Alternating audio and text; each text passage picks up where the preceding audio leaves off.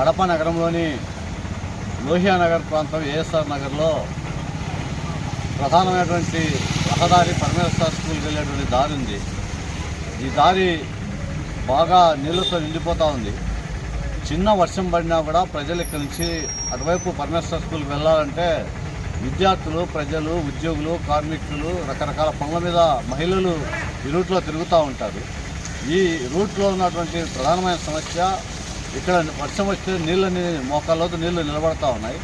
ఈ నీటిని బయటికి వెళ్ళేలా అవసరమైనటువంటి ప్రయత్నాలు చేయమని చెప్పి అనేక సార్లు అధికారులకు విజ్ఞప్తి చేసినా